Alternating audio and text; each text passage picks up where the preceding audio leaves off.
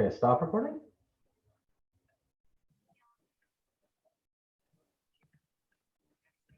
And I'm going to read the script for remotely controlled open meetings. And then I will establish, well, maybe I'll establish my quorum first. Bert, Here. Although I'd rather be in Florida. Brooke, I'm here. John Balash, Here.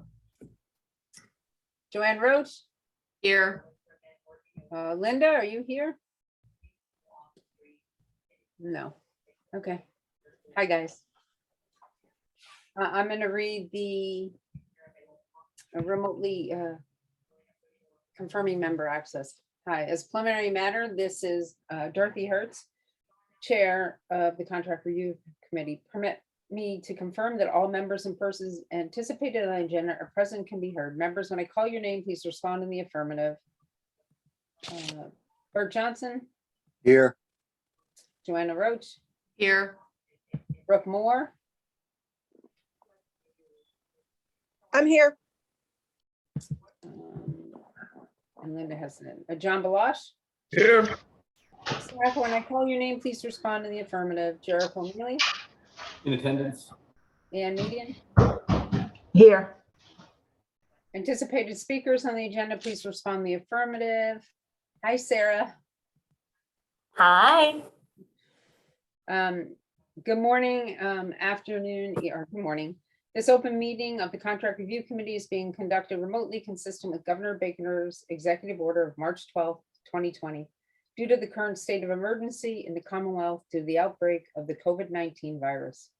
In order to mitigate the transmission of the COVID-19 virus, we have been advised and directed by the Commonwealth to suspend public gatherings, and as such, the governor's order suspend the requirement of the open meeting law to have all meetings in publicly accessible physical locations. Further, all members of public bodies are allowed and encouraged to participate remotely. The order, which can be found, you can find posted with the agenda materials for this meeting, allow public bodies to meet entirely remotely so long as reasonable public access is afforded, so that the public can follow along with the deliberations of the meeting. Ensuring public access does not ensure public participation unless such participation is required by law. This Contract Review Committee will, for this meeting, the Contract Review Committee is conveying by video conference to, as posted on the town's website, identifying how the public may join. Please note that the meeting is being recorded and that all attendees are participating in the video conference. Accordingly, please be aware that other folks may be able to see you and to take care not to screen share your computer. Anything you broadcast may be captured by the recording. All supporting materials that have been provided members of this body are available on the town's website unless otherwise noted. The public is encouraged to follow along using the posted agenda. We are now turning to the first item on the agenda, but before we do so, please permit me to cover some ground rules and effectiveness and clear conduct of our business and to ensure accurate meeting minutes. I will introduce each speaker on the agenda. After they conclude their remarks, the chair will go down the line of members, inviting each by name to provide any comment, question, or motions. Please hold until your name is called further. Please remember to mute your phone or computer when you are not speaking. Please remember to speak clearly in a way that helps generate accurate minutes. For any response, please wait until the chair yields the floor to you and state your name before speaking. If members wish to engage in conversation with other members, please do so through the chair, taking care to identify yourself. After members have spoken, the chair will afford public comment to those members of the public who have joined the meeting via Zoom. Members of the public who wish to speak may state their names and acknowledge that and be acknowledged by and speak through the chair. Finally, each vote taken in this meeting will be conducted by a roll call. I'm going to call us to order. Can I establish we had a quorum? Can I get an approval of the agenda? So moved. Second. Okay, Bert Johnson, Yes. Joanne Roach, Yes. Brooke Moore, Yes. John Balash. Yes. Thank you, guys. Sarah, I apologize for my late delay here. New computer and the Zoom just isn't in there. So if you would like to, and my condolences to you. Oh, thank you. You're welcome. I hope that you're doing okay. You've been in our thoughts. Thank you. If you would like to present to us, we would love to hear what you have to say. I would, and I just wanted to take an opportunity to introduce Sandra Van Gundy, who is here on the call with us. She is our new Vice President of Quality and Patient Experience. And in that role, she oversees the social work department. So this is a relatively kind of new process for her, but I wanted her to have an opportunity to sit in and kind of see it from start to finish. So she is here with us today as well. Hi, Sandra. Hi, everyone. Thanks for having us. Nice to meet you. You too. Very quickly, I'm just going to have everybody introduce themselves only so that you know who they are and how they come to this board. Okay. Appreciate that. Since Sarah knows everybody else. So we'll start with Bert Johnson. From the Nantucket Planning and Economic Development Commission. Joanne Roach, I'm from the Finance Committee. Brooke Moore, I'm from the Council for Human Services. John Balash. I'm a member at large. I come as a member of large. And I'm the chair. Jericho Mealy. Do you know Jericho? Hello, I'm Director of Human Services for the town of Nantucket. And Anne, who you don't see, is the wheels that make us function. So Thanks, Dorothy. you're welcome, Anne. Okay, so Sarah. All right. So this year, in a way that's a little bit of a departure from our previous ask, the ask for funding is specific to reimbursement for the cost of the transportation of behavioral health patients off island. That was included in last year's ask and was funded, but we are not including a request for funding for the other items that have previously been funded by the town, like the social services and the health insurance counseling. So it looks very similar to last year's proposal with those items removed. So I want to just give a quick bit of overview as to why this issue is so critical to us and more urgent now than ever. So in the proposal, the funding was based on an estimate of about 14 off-island inpatient transfers per quarter. That's based on what we've seen lately with kind of the anticipation that we're going to see a little bit of a climb headed into this next year. And what I'm seeing and what I attribute that to is that the pandemic has brought about a worsening of generally folks' mental health. And we're seeing folks that previously had not been involved in the need for higher levels of care episodes now requiring that level of service when they didn't previously. So more people need to be hospitalized.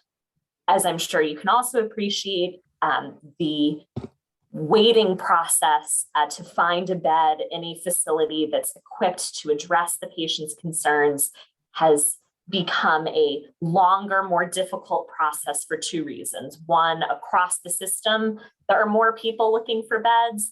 And two, there are units that have had to pivot to be COVID positive behavioral health units and then COVID negative behavioral health units. So in some ways, you're just working with fewer beds. And in some cases, because of the great resignation of healthcare providers, there are units that are running at reduced capacity. So what all of this means is that patients that require this level of care, we are having a harder time getting them to this level of care. And because community resources are also affected by all of those variables, so more people need a therapist but have a harder time accessing a therapist. More therapists locally are retiring or going into a fee-for-service model where they're not accepting insurance. When people can't connect to the community resources that could perhaps help stabilize their mental health, they're more likely to require an acute treatment episode. So the short answer is more people require inpatient hospitalizations than we've historically ever seen before. And just to refresh your memory, I know we've discussed this at a couple of these. The hospital takes ownership of the cost of that transportation. So we pay the ambulance company and we pay the steamship for the cost of that transportation. The bill does not go to the patient. And the reason for that is that this is by definition an involuntary transport. So the patient is, they may be saying, yes, I agree I need to go, but from a legal standpoint, they are being transported whether they assent to that transport or not. So it's not really appropriate to send patients bills for services that they haven't been able to give informed consent to. So the cost of transporting these patients is one where there is not another way to fund that, which is why we are seeking this funding. And I know that you all are aware that we do get some funding or have in years past, though not necessarily a guarantee, from the state to offset transportation costs. But we apply that transportation grant to patients who need transport for other medical reasons, not specific to behavioral health. And so that funding gets eaten up very quickly in other places. This grant is specifically for the funding of the transport of behavioral health patients. So the gist of it is that we consider this a really mission critical line of service. We are committed to making sure that when people need to access this level of care that they can, but we are also really committed to trying to find other alternatives. So not all of the patients that we assess in the emergency room are transported.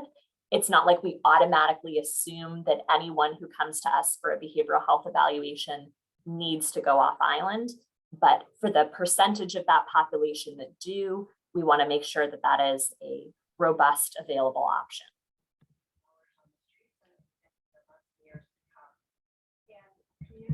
So that's the gist of it, but I'm happy to answer questions and dive in as needed. Okay. I have a question. I have a question, Dorothy. Yeah, I was going to go down the line. Do you want to start? You can be the first one, Joanna. Great. So my question, hi, Sarah. Nice to see you again. You too, long time no see. I know, right? So my question really is, you know, when this started, the hospital was asking, I think it was either for like $110,000 or $115,000, and now we're up to $190,000. How many people does that serve? I just flipped through your packet and I couldn't really tell. Yeah, so this, and I'm just gonna do the math and make sure I'm not speaking out of turn, but this is assuming 14 transports a quarter. So 14 times 4, so 56 patients are being transported. Wow, so that is a huge increase in the number of patients from when you first made this request, because Yes, back then it it was is. like, it was between 8 and 12. Yeah. So now we're at 56. And I just did the town grant numbers for Q2 and turned them in. And we did 14 transports last quarter. So that's not an estimate of kind of what I'm assuming is going to be worst case scenario. That's based on exactly what we're transporting right now. Mhm. And what do you attribute this increase to? A couple things. I think some of it is a positive. I think that we have worked very hard in collaboration with a lot of our colleagues in social services to decrease stigma around accessing mental health treatment. So I think that more people are coming to us for help and saying, I need help, and are more receptive to getting this level of care.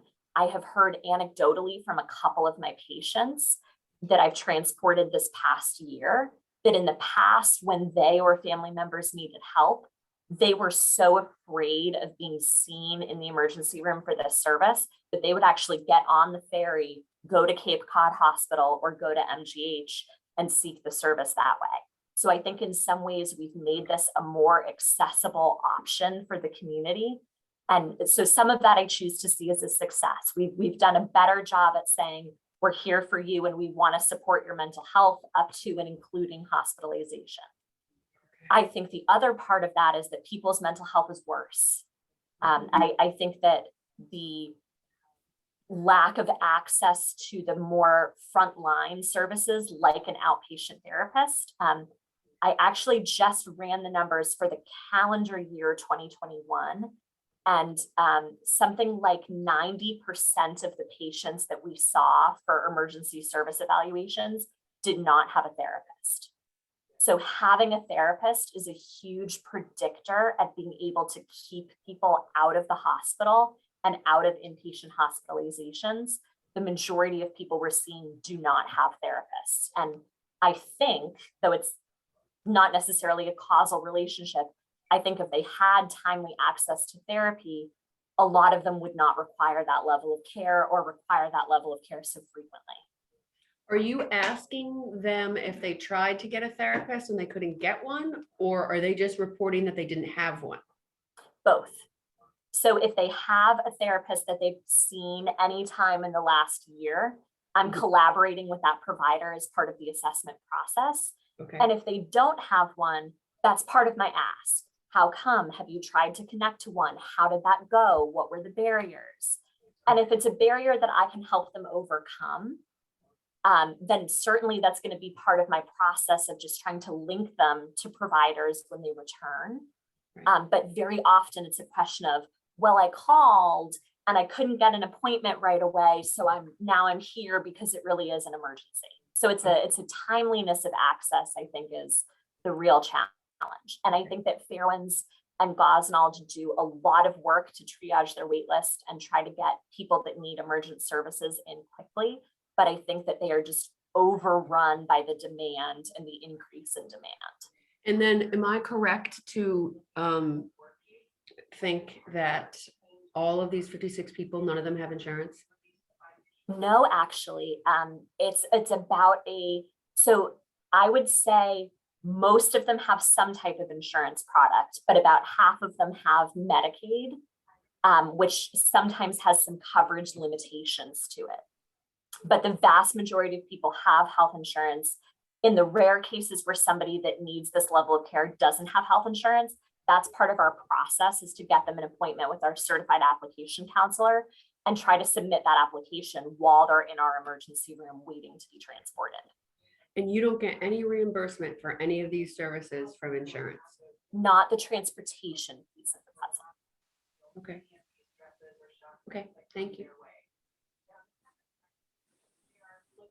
And in terms of just I know you didn't ask this, but just it's an interesting fact about this. In terms of the reimbursement, the sort of emergency room visit, as in you come in, you see a nurse, you see the doctor, that part is reimbursed. And then their first meeting with me is reimbursed. But obviously I might be meeting with them 10 times over the course of the 4 days that they're boarding. So 9 out of my 10 visits with them are not reimbursed by the insurance company. They reimburse me for one evaluation and that's it. And so the hospital absorbs the cost of the rest of those visits? We do. Okay. Because we think it's really important that the patient gets as much therapeutic support while they're boarding as possible. So I'm meeting with them every single day, but I'm often meeting with them more times a day to provide support at the bedside, to talk to their family, to talk to their providers. We're really spending a lot of time. I'm actually looking at this on my other screen right now. The average amount of time our social work team spends with a patient while they're here for an evaluation is 20 hours. Can you put a dollar number to that? That would be very helpful, I think. Just for argument's sake, the going rate for a therapist in private practice is a bare minimum of $100, and most therapists on the island are charging up to $150 right now. So something in that ballpark of 20 times 100. Okay, thank you. Okay, Bert Johnson. So, yeah, $4,100 per trip. Boy, that's an expensive trip. So there's two reasons for that. And I'm glad you brought this up because it's a fascinating challenge for Nantucket.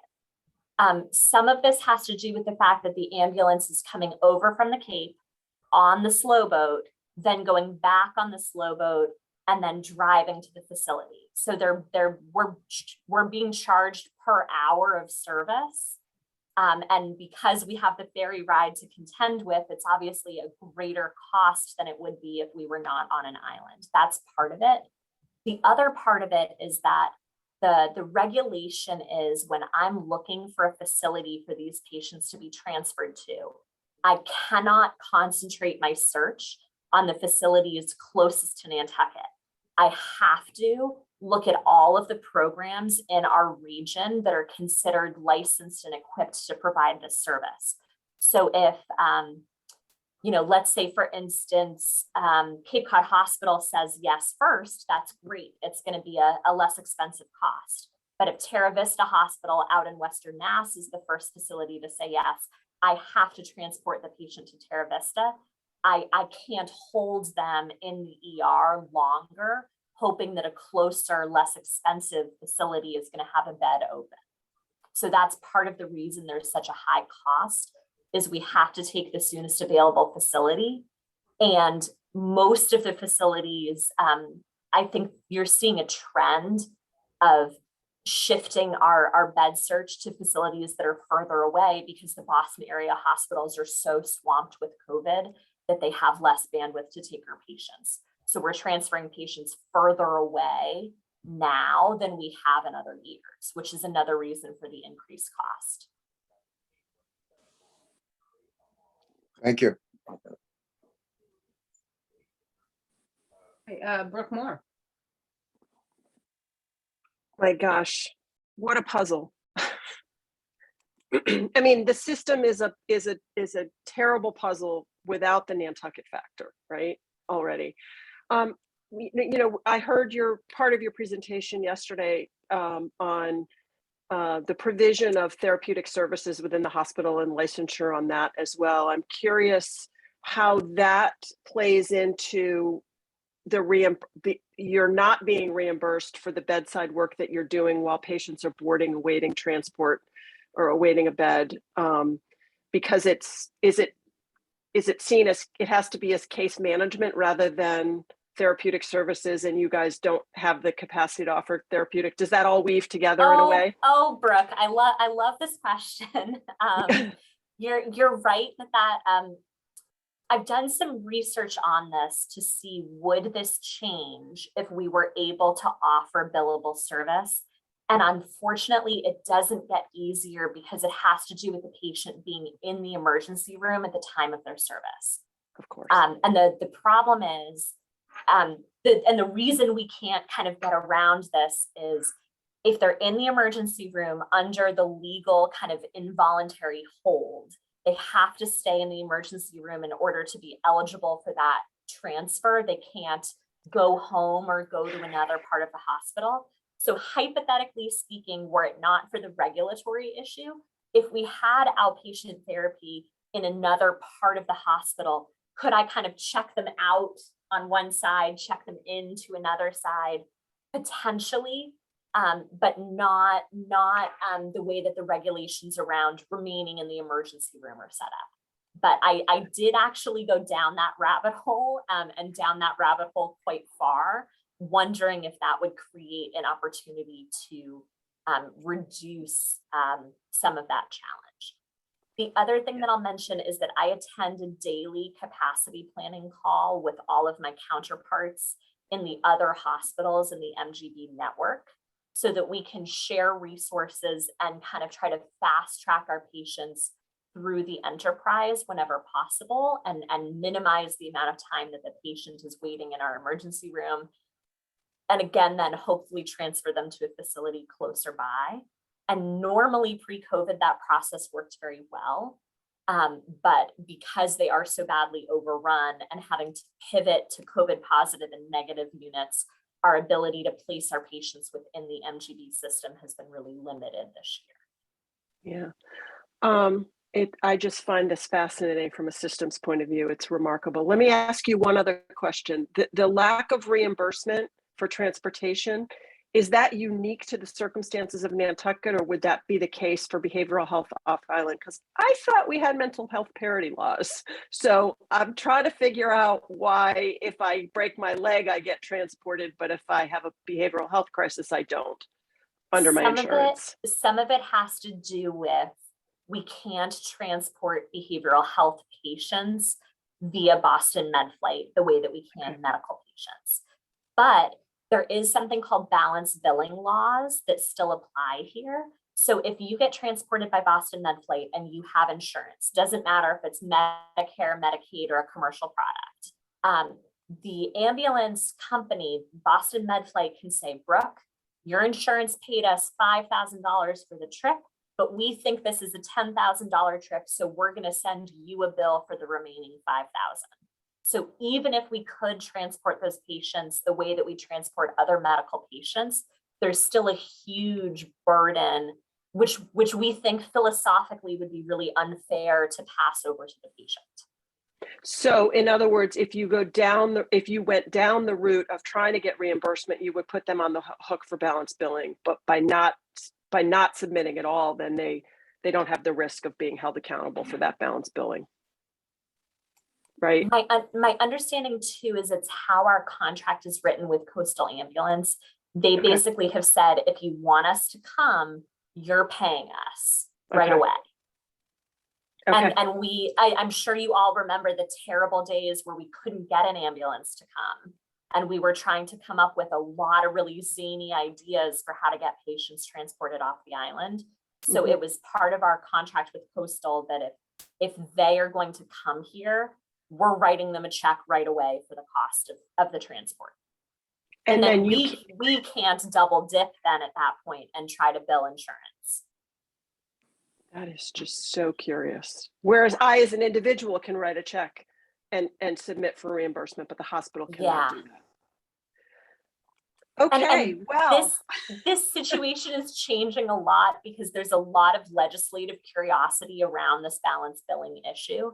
And there are some states that have legislatively put some limitations on this that have made more options available. So we're in really close contact with our state representative office to continue to keep this issue on their radar to say, is there an option to weave this in legislatively at all to give Nantucket better odds here?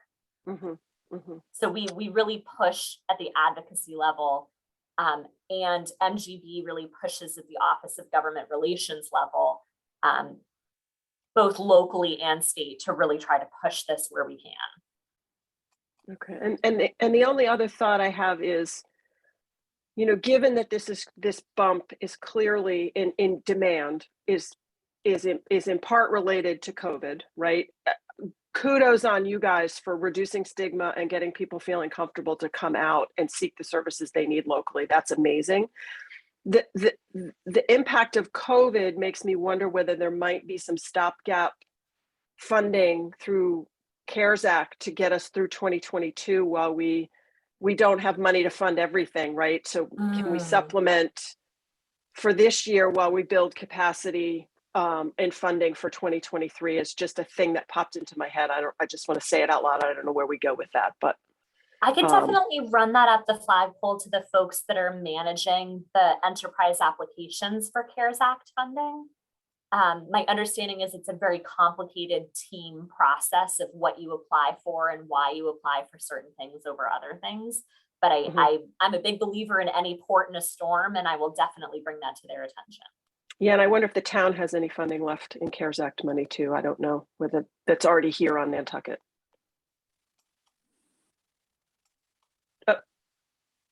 That's it. That's the answer to that last question. I think we'll let Jericho talk on that. The answer to that last question, specifically for this particular thing, CARES, I believe, has expired. It would be ARPA funding now, and ARPA funding is, I believe, entirely reimbursement based. There is no on-hand cash. It is repayment for approved expenditures. Thank you for the clarification, Jericho. Brooke, are you done? All set. Thank you. Thank you, Sarah. You're welcome. John?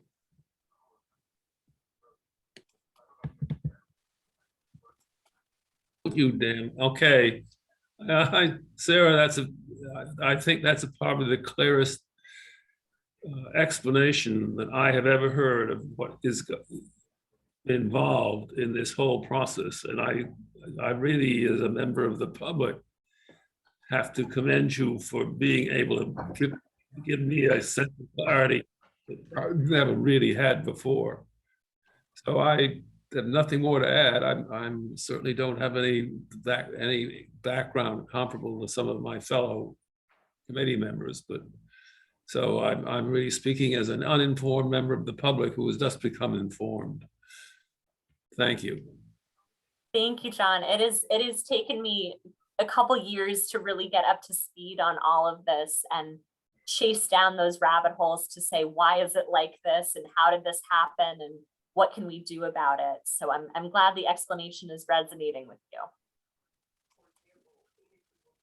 Well, I suspect, unlike a gopher, the rabbit holes have no back exit. You come to a dead end and you have to crawl back up. Something like that, for sure. I'm done. Okay, thanks, John. Linda? It is the clearest. We were happy when you went to this office. You know that. I hated when you left the other one, but we were happy when you went to this one. Just a couple of superfluous questions. You still have bilingual capacity in your office, correct? So none of my social workers are bilingual, but I do supervise the interpreter services program, and we do have in-house interpreters. Yes. Okay, because in the office when you got there, I believe you had a couple of people who did speak Spanish.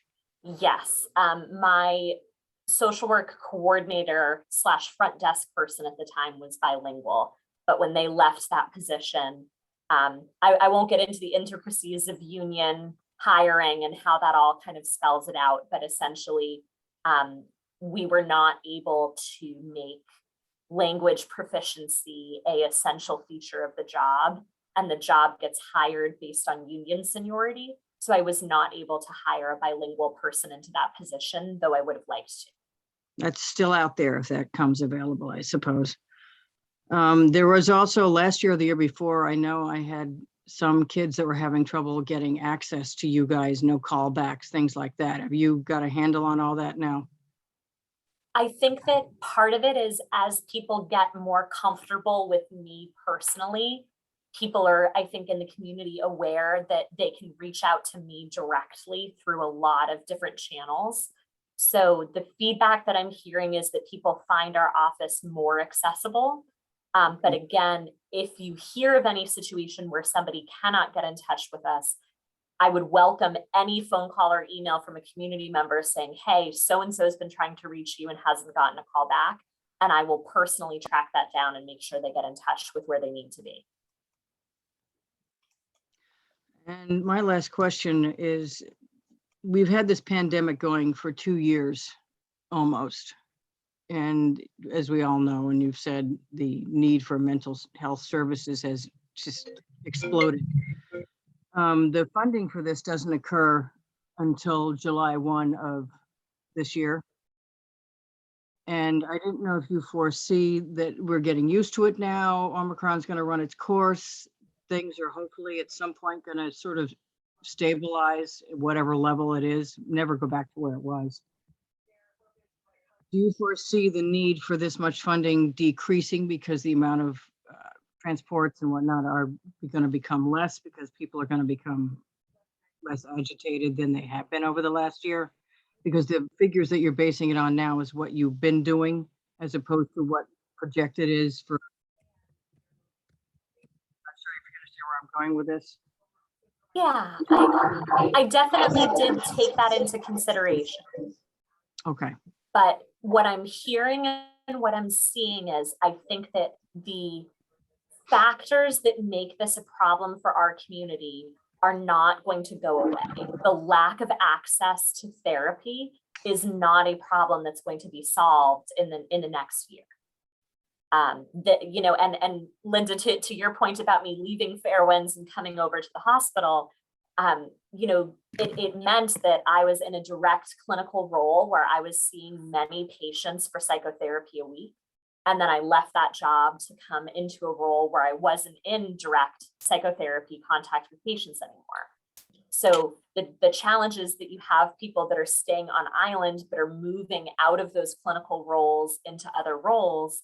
And we're not necessarily seeing those roles be replaced at kind of 1-to-1 ratio, never mind being replaced to the extent that they need to be to meet the demand.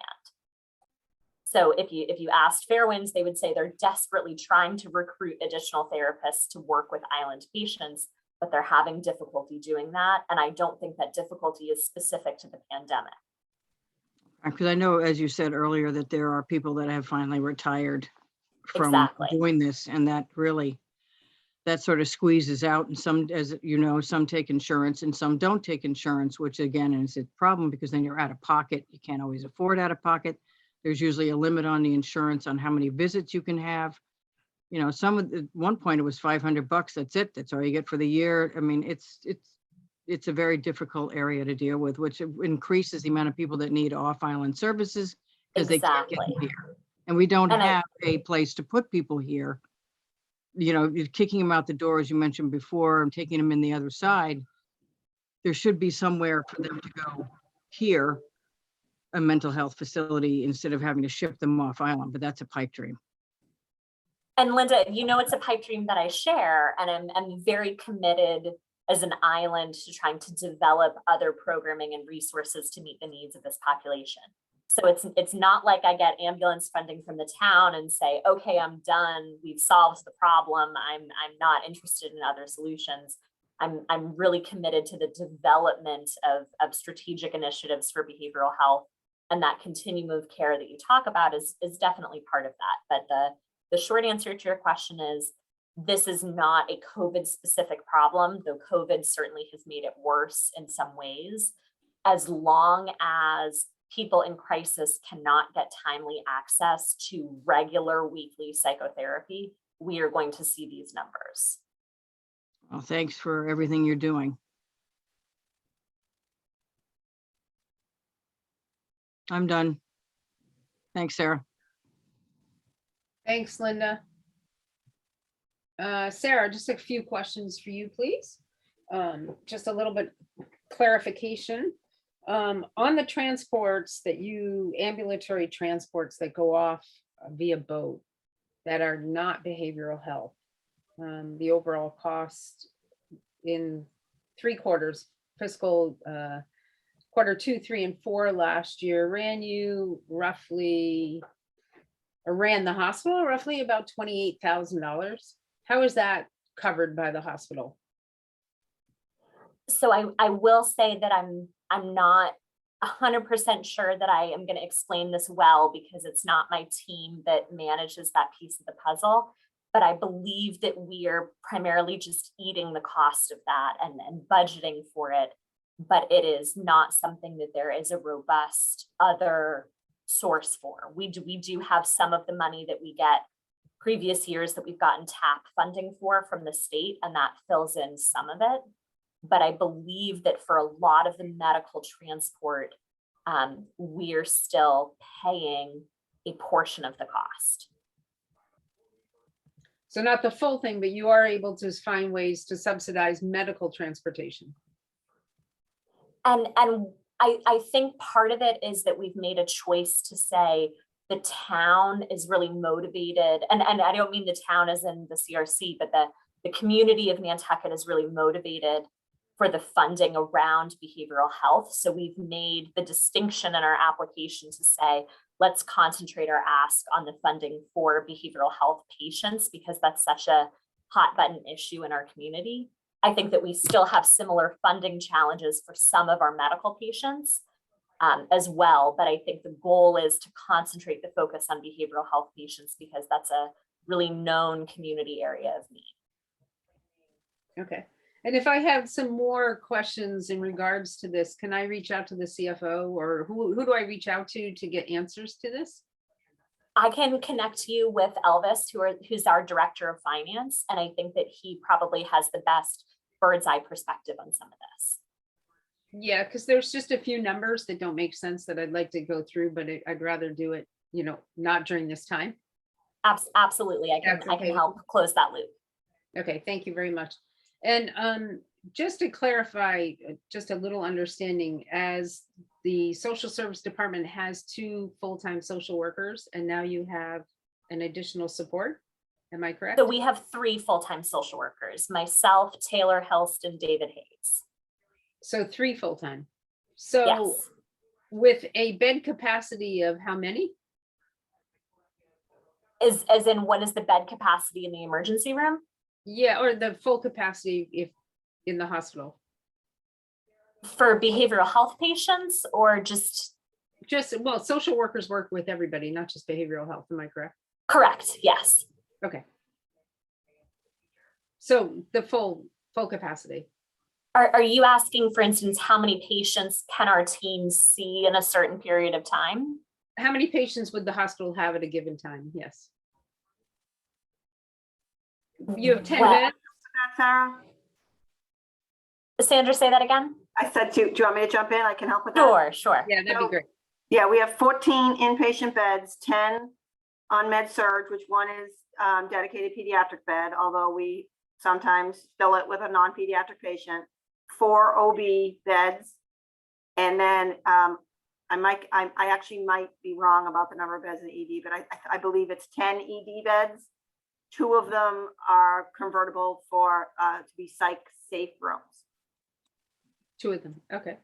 So if you do the math, I think that's 10, 20, 24. But just to be clear, we're licensed for 14 beds, which is our inpatient license. Yes. Okay. 14. And that also wouldn't include patients in the hospital at the same exact time for surgery. Correct. Or infusion services or dialysis. So there may be any, patients in all those departments. And then social services has a responsibility following up for our Nantucket Cottage Medical Group practice as well. Okay. Fabulous. Did I miss Thanks. anything? I'm just trying to understand the hour, when you talk about only having certain amount of hours or how many hours are unbillable hours for clinical help, looking at how many hours are actually available through social workers, licensed social workers on staff. That's all. Anybody have any other questions? Joanne? I just have one more. Do you think it's time for is it time or is there an opportunity for there to be a private service on Nantucket that does this? Does which piece of the puzzle? The transportation? Yeah, because at $4,000 a pop and 56 people a year, right? We're getting to the place where, $190,000 is probably half the cost of an ambulance. Okay, Right. can I jump in on this one? Yes. Sarah, and then Sarah, you can feed in afterwards. Does that sound good? Sure. And maybe some feedback from Jericho. We went down this road, Joanna, for maybe 2 years with speaking with the fire departments. The problem is having licensed EMTs or licensed individuals to go on and provide their services, leaving the island and coming back. The cost of doing that is what drove it to a point where it was cost prohibitive. And we talked to the fire department about pulling in maybe EMTs that were licensed EMTs that were not on payroll, whether we could get them to run that program or to do it. And it was, how do you design that program to work where they can leave the jobs that they're at and get into the transport to take the individual to another facility and come back to the island. And that was one of the biggest problems that we saw coming down the pike, or that the fire department discussed, the hospital discussed. It wasn't about the ability to purchase the ambulance as much as it was to provide, get the service providers to be on there, the license, not only EMTs, but licensed nurses that would have to be on there, Well, specific to things. So in the last couple of years, though, the town has funded the fire department to make sure that all of their firemen are EMTs as part of the ALS, right? Advanced Life Support. So that personnel issue may have changed. And there are lots of fire departments in the state that run 2 ambulances, where one is an ALS ambulance, and it's an enterprise fund, so they make money off of it. Yes, Can I jump in here? Can I jump in here as a former EMT? 1 minute, Linda, and I'll let you, yes. I think that, Joanna, this has been an open conversation that we've had, and they've sat down with us. It's not about whether they have the, that the EMTs are licensed or not. It's about getting them off of here when needed. I think I would love to carry this conversation on. I believe it's a good conversation to have. And I'm going to let Linda speak and Jericho speak, because I believe that it will intrude too much on health imperatives time right now. That's fine. That's fine. Thank But you. I think we should do it. Somebody just sent me an interesting, somebody that's watching this sent me an interesting, or listening in right now. And question, Sarah, access, there's ambulatory service via a plane. Do we ever look at that? I know there's a gentleman that offers it here. Do we ever use that? I think the bigger issue is that the receiving facility will not accept a patient for an inpatient transfer unless the patient is coming by ambulance or Boston Med Flight. So they won't accept private transfer, and the patient has to be under the legal section, and only certain people can transport a patient under the legal section. So I don't believe it would be an option to do a private transport that way. Okay, thank There you. are some very rare cases where for children going to subacute units where it's still a residential placement, but it's not inpatient, their families can transport them. But for adults, which is the majority of the patients we're talking about, we can't do private transfer that way. Okay, Jericho? And then Just as Linda, I a- didn't forget you.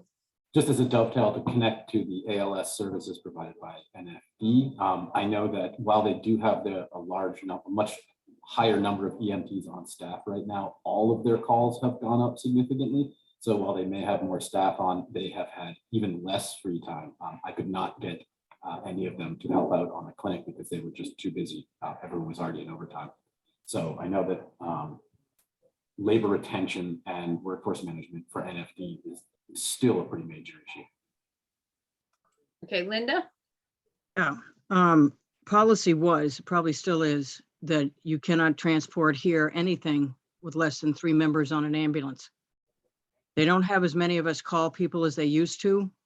A lot of us have let our EMT licenses lapse because they're not calling in as many of us as they used to, if any. It takes 3 on an ambulance, a driver, EMTs in the back.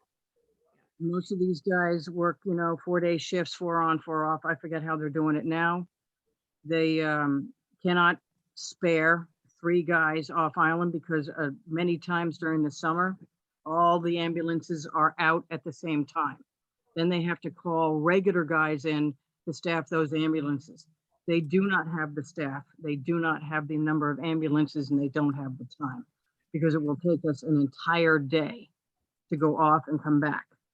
So, and then if you can't get back, you're short on a shift and you got to call guys back in because the weather closes in. There is no way financially and just physically manpower to be able to do it from here, because I'm the one who brought it up, as Dorothy knows, several years ago. Thank you. Why we can't do that, and we can't, period. So the only way to cleanly do it is the guys that are just charged with just doing transport, which is coastal, come over, take them off. There's no way we can do it from here at the moment.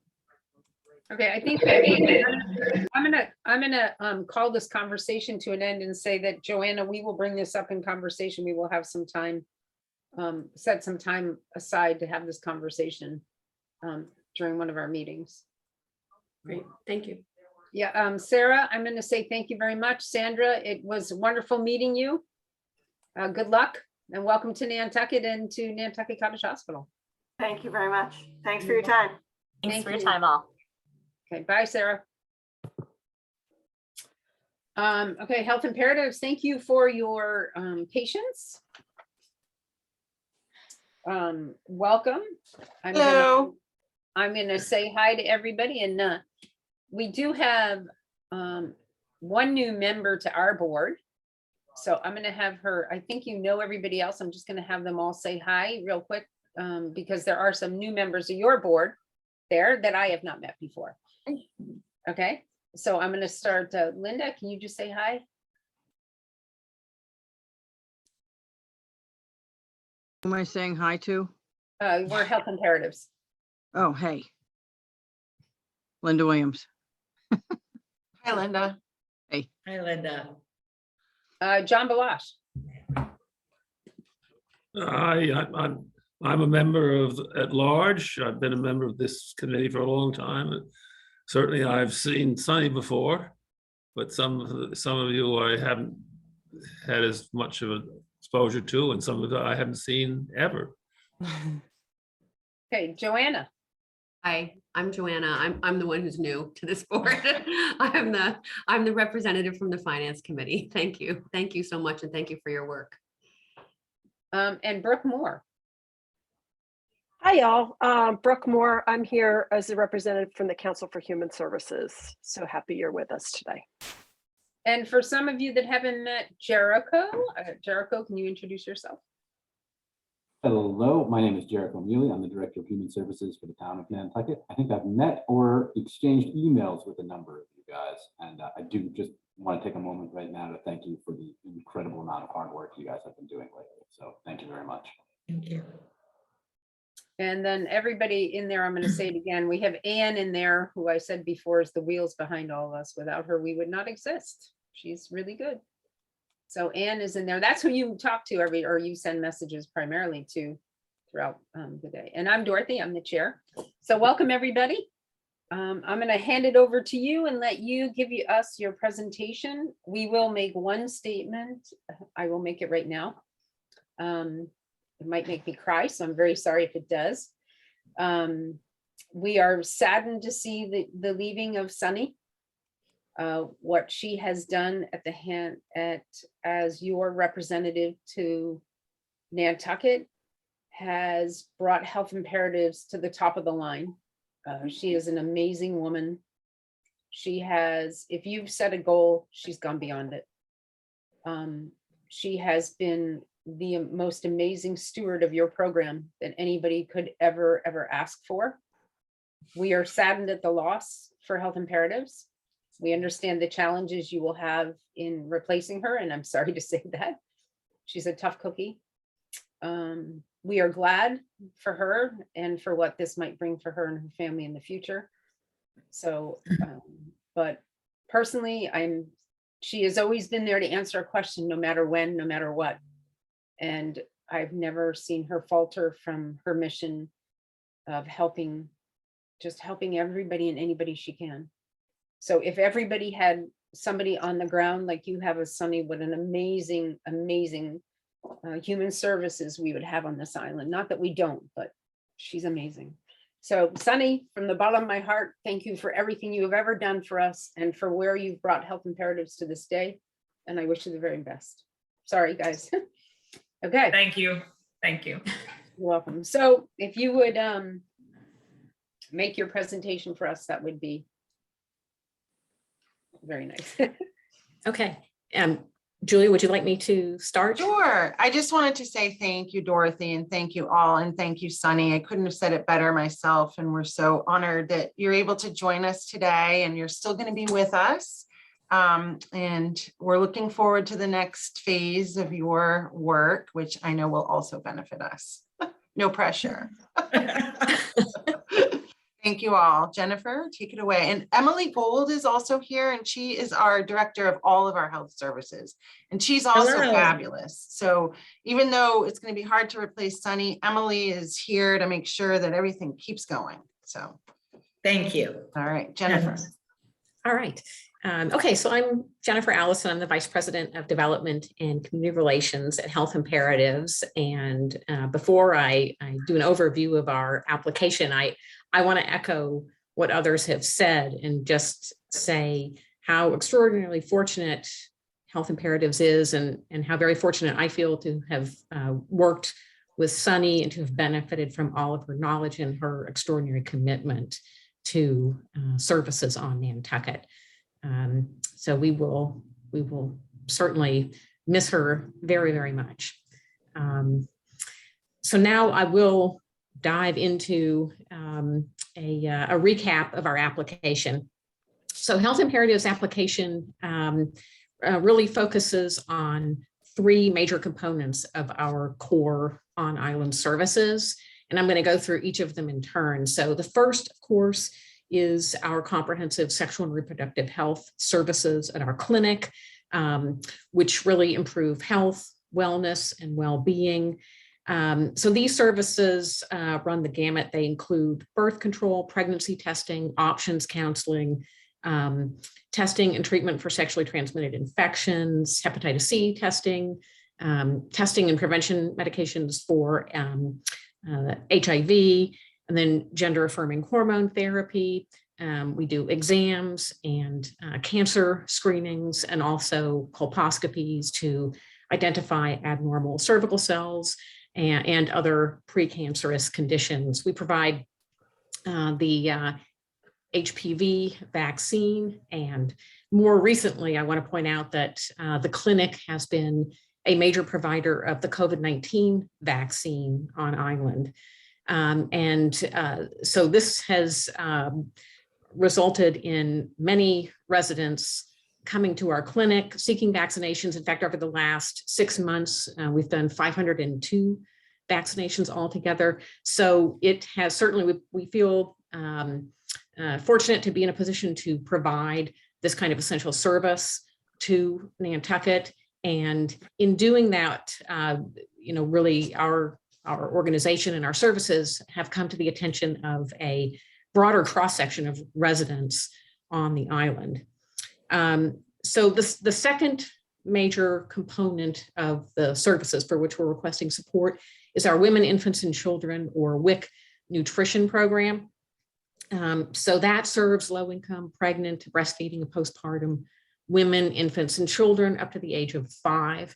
And it provides them with a wide assortment of access to healthy foods, such as milk, eggs, cheese, vegetables, whole grains, even infant formula and baby food. And then it also, more broadly, it is truly a nutrition program. So it provides nutrition education, counseling, breastfeeding support, and referrals to community resources, linkages to a variety of essential services that include childcare, transportation, housing, fuel assistance, and much, much more.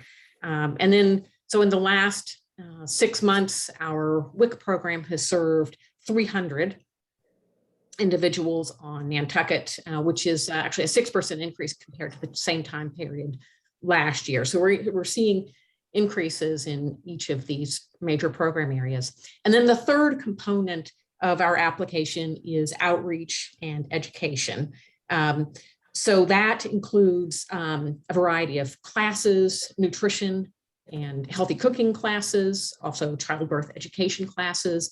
It includes a breastfeeding support group, presentations on sexual and reproductive health, on healthy relationships and healthy decision-making. And it also includes information sharing and collaboration with around 30 other on-island groups and organizations to raise awareness around health and nutrition. And that takes a variety of forms from community events, many of which have been online since the pandemic began. But so we have ongoing and extensive efforts to get crucial information out to residents of Nantucket. So that in a nutshell is the substance of our request. And Julia, Emily, Sunny, I'm sure they'll have things to add to that. I just want to say, while I have the opportunity really quickly, that Dorothy, thank you so much for just speaking much more eloquently than I can about Sunny. And we are so grateful for the time she's been with us. And she's really going to be very difficult to replace. I don't think she's replaceable, actually. So thank you for just speaking about how important she's been to the program, and we will miss her. We will really miss her. So I just want to say that out loud. I agree. And I also think, though, that everything Sunny's done has set us up for the next phase. So even though she won't be with us, we've made so much progress that I think we're in a much, much different space than we have been before. And I think Jennifer mentioning the vaccines is a great example of how we've also been able to show the state how well we work with the town and the hospital and every other provider on island to really fill gaps. And so we were able to leverage additional funding that supported the vaccine work. And we want to continue to be responsive to the needs of the community. And of course, the only, I think, real ceiling, if there were one, would have to do with the funding. So, but again, while the Nantucket 2020 Community Health Initiative funding is ending in the next year, we still feel confident that we've been able to do so much with the money and show such real results that we'll be able to raise additional funding to keep the model going. If not at the height of where it is now because of all the available resources now during COVID, at least in a way that will support Nantucket the best that we can. So thank you. Sunny, you want to jump in here? Yeah, I would echo what a lot of people have said is, the reason I sort of put the effort in that I did is to set the organization up for success moving forward. I think we have proven that there's a need. We've been able to fill that need. We've done it with stable staffing. We've done it with stable hours. We haven't added, additional clinic hours. We haven't added additional staff. So we've really been able to prove that the need is there and that we can meet that need. And I think, my goal in this transition is to set the staff up that's here right now for success so that they can keep performing at the level they have been.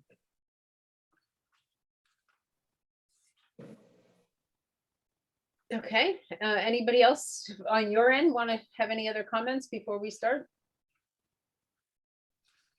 Okay, I'm going to start with Bert Johnson. No questions at this time. Okay, John Balash. I don't have any questions at this time. Just all I can do is to, having probably one of my first introduction to health imperatives was an on-site visit that I made with Dorothy. We made them 2 or 3 years in a row, and then COVID hit and we didn't. But all I could say is that I can have witnessed the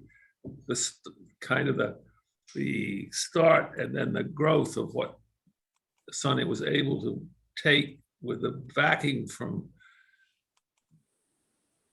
the whole organization. But she was able to take that organization's resources and make them available on Nantucket. And it's obviously been a reciprocal situation. What she did on Nantucket has clearly made it possible for health imperatives as a whole to go tell a wide audience, hey, look, here's what we can do in one particular place. And by, if we can do it here, we can do it just about anywhere. That's all I have to say. Okay, thanks, John. Brooke? Hi, everybody. I have a couple of questions or things that I would like you guys to highlight, which is the percentage of uninsured patients that are treated in your clinics. I would be curious if you have a sense of how much time staff is spending doing referrals for other services that your clients need, because that's just those two questions. I don't know if you want to answer first and then have me jump in, or how would you like to? Because I think you Sure. can really speak to the time spent by staff doing a lot of referrals support. Sure. And the rest of the staff can correct me on these numbers, but we have 90% of our clients that qualify as low income, and more than 60% of the clients are uninsured. And just additionally, over 50% speak a primary language other than English. So it is a really diverse group of folks that we're meeting that may not be accessing services through other organizations. In addition to that, the referral process is every single patient that we see through sexual and reproductive health, also in WIC and in the Healthy Families Program, are all asked a series of what we call intake questions. And they sort of give us a snapshot of where people are in their overall wellness. So things like, do you have access to stable housing? Is your housing safe? Do you have enough food to eat? And just asking the question provides the opportunity for people to share situations in a little more depth. So, you know, if you ask the question, you know, do you have housing? And the answer is yes, but then it can open up a conversation about what does housing look like? What are the struggles? You know, we have a lot of information sort of on the peripheral about family size and language. But I would say every single one of our clientele are asked questions in order to get to the root of, do they need additional services? And then when we do find that additional services are needed, every one of them that needs it is connected. Now, you know, probably better than anybody else, the housing resources on Nantucket are extremely limited.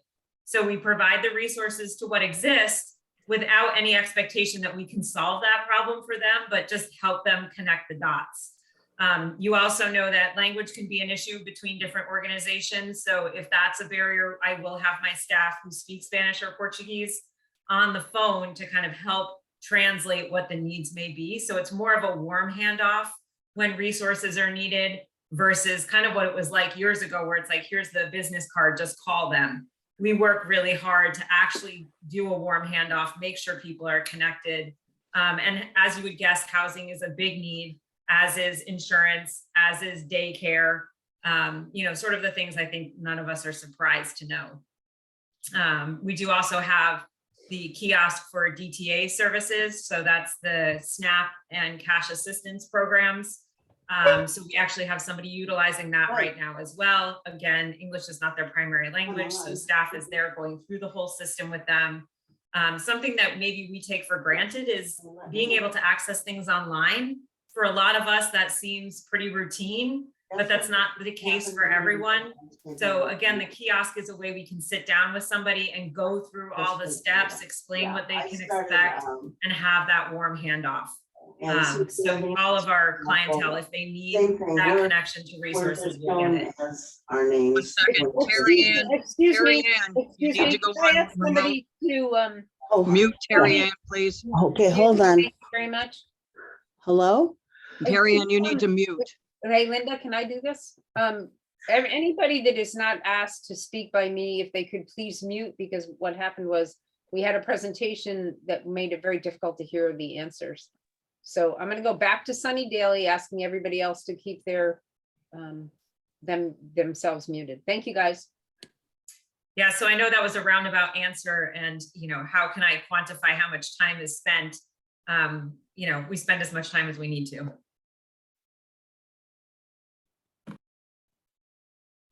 Okay, Brooke, did you have anything else?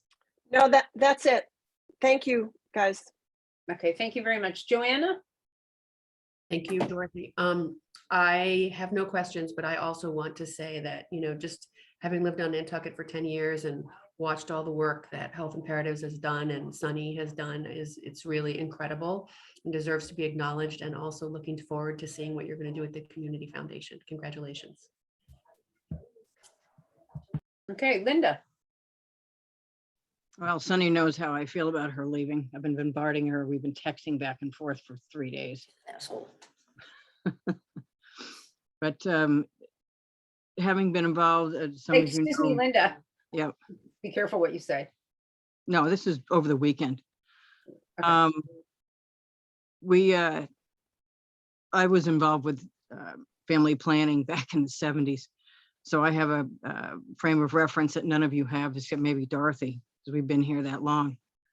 But it has come so far because of Sunny. She took over an organization that really was in need of big time help, and she will be sorely missed, and she's got it set up for success in the future. But I don't really have any questions because I think they've met every possible need that I can even think of. So thanks again for leaving, and I'm not happy. Okay, I'm gonna step up and say something. I do believe Sunny came in and did amazing things. I believe in actuality, when Julia took over, the changes began to happen at Health Imperatives. And, you know, I don't want to lose that because Julia truly has been able to find the people to make the programs and believe in the people to make the programs happen.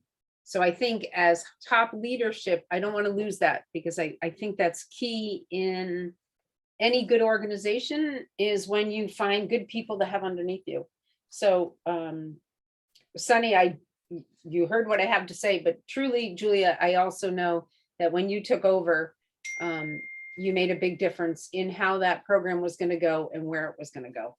And knowing all this, and we know that we have all these numbers, I mean, clearly over the years, your numbers have increased. They're a steady increase, which means that you're being recognized. The community is seeing the benefit of the programs you're doing.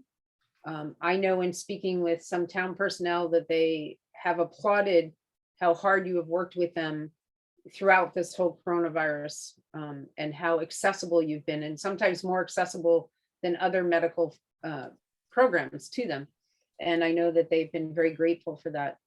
My question, you know, that we'd be looking at is, where are you going to go? I mean, are you doing an on-island search to be able to find a leader in this program? What are your hopes when going forward? And Sunny, they said something like you weren't going very far. So you're going to be around for them to bounce questions off of? And Absolutely. I want to see this program survive and thrive. So I'm happy to be a resource as the transition happens. Fabulous. Julia? Yeah, thank you so much for the kind words. And I really mean this, that we never could have done it without you. And I just remember our first meeting when I first came onto Island and all that we've done together. And without the town, we never would have done it. And Emily, Jennifer, Sunny, we have just an amazing team. So I really appreciate that. In terms of the approach for finding someone else, to be honest, we're going to throw a few different things up on the wall, right? Because we all acknowledge that Sunny is hard to follow, but also that we're in a different place now. And we might, you know, ideally we would find another person to walk right into the role and continue as is. But we're also open to look, because of the market on Nantucket, we're also open to looking at doing things a little differently. Like maybe we have a nurse manager who can do part of it, and then an outreach person who can do part of it. So I think what our plan is to actually post multiple positions and see what we get back. Okay. Well, would you keep us abreast of how you? Absolutely. And if you know anyone, please let us know. I will. Thank you guys very much. As always, our expectations are never, you know, you guys exceed any expectation we ever expect of you. When you come in and present to us, we always know that we're going to get actually 100% more than you've actually presented to us.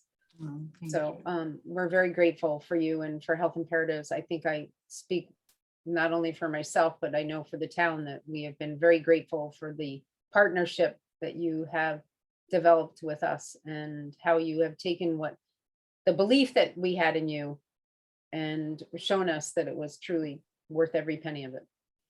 So thank you for the opportunity. Yeah, thank you guys very much. Good luck, and we will talk with everybody. Okay. See you later. Thanks, everybody. Good day. Bye, everyone. Bye-bye.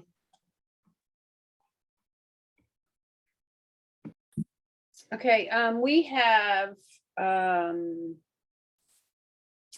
Interfaith Council. And with the Interfaith Council, if everybody could hold on, I'm going to acknowledge Brooke Moore. Hi, we're still good with quorum, right? Yeah. So I've been working on a food security project that's independent of some other things. And so I've been advised to recuse from this presentation. And so welcome everybody from the food pantry, and we'll be talking in other conversations. So I'm going to head out and end my participation in the meeting today. Okay, Brooke, thank you so much. Mhm. Okay, and we'll see you next week. Yes, indeed. Okay, bye. Bye, Brooke. Jericho, did you have a question? No, you just popped up. He just popped out for a second. Yeah, okay. Okay, so let's see, we have, hi Janice. Hello, how are you? Can you I'm hear me good. okay? I can hear you beautifully. Okay. Hi Terry Ann. Hi, I'm so sorry. I didn't know I wasn't muted before. That's okay, that's okay. I thought it was. That's okay, and we have a Susan. Yes, hi, Susan Hockwald. Hi Susan. I hope you can hear me. Yes, I'm a member of the executive committee at the Interfaith Council. Okay, fabulous. I'm going to just introduce, I think we are going to introduce ourselves, just so a couple of you that don't know us. We have a new member. Sorry, my picture is so dark. I'll introduce myself. I'm Dorothy Hertz. I'm the chair. And I'm going to go over to Joanna. Hi there, I'm Joanna Roach, and I'm the representative from the Finance Committee. Very happy to meet you all and listen to your presentation. Thank you. Bert Johnson. Hi, yeah, Bert Johnson, the representative from the Nantucket Planning and Economic Development Commission. Welcome. John Balash. I'm John Balash. I'm a member at large. I know at least two of you. But anyway, I've been around for a while, so I'm sure that those of you who are seen me before know who I am. Okay, Linda. We all know who I am. Linda Williams, member at large. Hello, Janice. Hello, Terry. Hello. Okay, and it looks Hi. like we have, and then with our Jericho has stepped out, and then Anne, who is on, I think everybody knows Anne. Is Ann listed as town committee? I can't see. Yeah, Anne Yes, is, that is Anne. yes, that's me. Okay, thank you. And then we have, I just noticed that we have Reverend Max Wolf has joined us. Yes, hi, thank you for having me. You're welcome. So with that being said, we will allow you, oh, Susan, did I not? Yes, no, I said hello before, but I finally figured out how to get on. I haven't introduced myself. I'm Susan Levine. I am also on the executive board of the Interfaith Council, and I am a weekly volunteer for the food pantry, and I deliver food, which I did this morning. Okay, great. Nice to meet you. Okay. Okay, Janice. Okay, hello. For those of you who I have not met before, my name is Janice Carrero. I am the executive director for the Nantucket Interfaith Council's Nantucket Food, Fuel, and Rental Assistance Program. The executive board of the Interfaith Council, which is the oversight organization for the outreach programs that the council runs, wanted to sit in on this presentation this morning, and I'm very grateful to have them here to fill in some of the blanks. I know that Terry and Susan and the other Susan have been with the organization for a long time, longer than I, and are very familiar with our programs. They sit not only on the executive board, but on a couple of our advisory committees as well. So they might be able to fill in some of the questions you might have in addition to myself. So I think for the most part, many of you are familiar with the outreach programs that we run, but for the new member, we have three distinct programs that we run. One being the Nantucket Food Pantry. It's our oldest program. It's fairly well known in the community. It provides food to our island residents who because of low income or no income or circumstances going on in their lives at any particular moment are not able to feed themselves or their families. They can come to the pantry and they are given both shelf-stable food plus fresh protein, vegetables, and eggs and milk for as long as they need it. Though they can come to the pantry once a week for as long as they need. And they pick out the selection of food items we have available that they would like. We give them the food based on family size. Rental assistance program has been around since 2007, I believe. It may have started a little bit earlier, but I came on in 2007.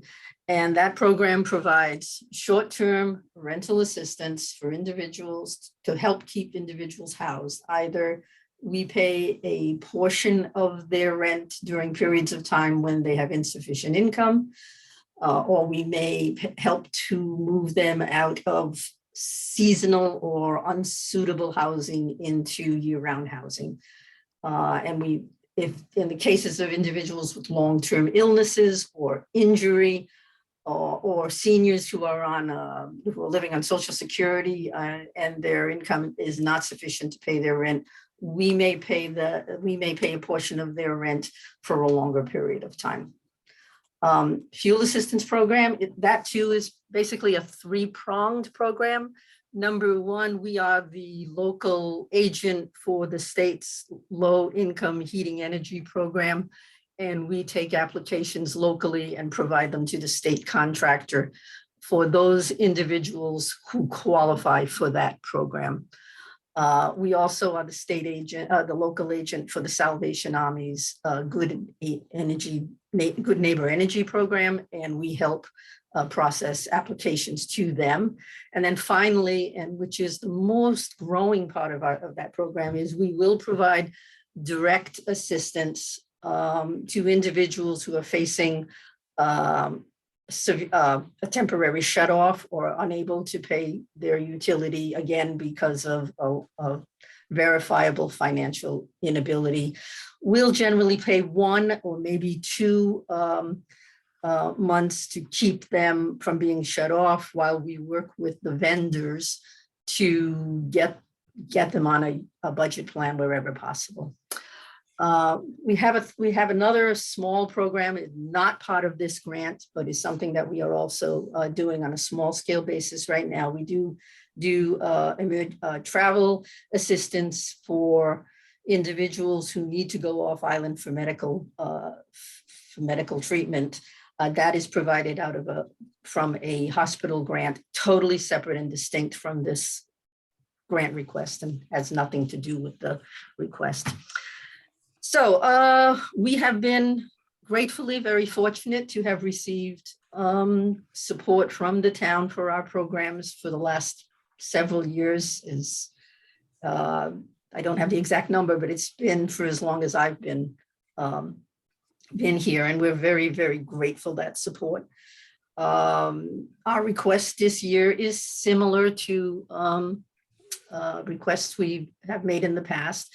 We do look to this grant to be a significant partner to help us with our operating costs so that we can do the programs and help and provide the assistance. to those in need. We're able to get grants for rental payments and for food, but operational costs are always a challenge. So we look to this grant to help us with about 10% of those costs. We have been over the last several years receiving, as you all know, about 70,000, exactly 70,000 for in a grant, and we're very grateful for that. We are asking for a small increase. We've had the same amount for the past 4 or 5 years at least, and we totally understand that you have other nonprofits who are as worthy and need the money as much as we do, but we can only speak for ourselves. We have been operating this program with the same number of staff for many years. We've been operating with operational costs, we try to keep at the same level, but I think you all know that inflation hits everybody and it hits the nonprofits as well. The costs for us to do business is going up because of the significant increases we've seen since 2019. We need to increase staffing to some degree. We cannot keep asking our folks with the same number of people to do the increased work that we are seeing. I'll just give you an example. In 2019, there were 428 households, unique households, registered with the Pantry. In 2021, it was 712. And as of the end of this month, last month, excuse me, there were 512 unique households registered with the Pantry. And we have a half a year to go with the heavy winter months and the spring in front of us. In 2019, we helped 56 unique households with rental assistance. Last year, that number was 274. Again, we've been doing this with the same staff, but we've increased the amount of work we've asked them to do. And I think that we've got to the point where we have to add more staff. So I am looking at adding some staff to the Pantry to help with the movement of food. And I'm looking to add some staff to essentially take over some of the program work for the rental and utility assistance program. I cannot continue to do the oversight for the entire program and take from a 56 household to a 274 household burden without some assistance. And I'll be very honest with you, we're also looking at the fact that, I'm not going to be here forever, and we need to build in some institutional history so that there are people behind me who know how these programs are being run. And we're looking to make that increase because of that. That's it in a nutshell. I think I could turn it over to you and have you ask me whatever questions you'd like. Or excuse me, if I'm sorry, bosses, but if you all would like to say something, be my guest. I would just like to say, as treasurer, it's been incredible what we've asked our staff to do, given doubling, quadrupling of the work. And so I heartily support the need to add staff. And I also say that during this time, there was a time when we gave them a bit of a merit increase just because they were working so hard. So we totally support what they're doing. We totally support expanding what we're doing. We want to increase our outreach to people in need because they're out there and we want to help them more and more often.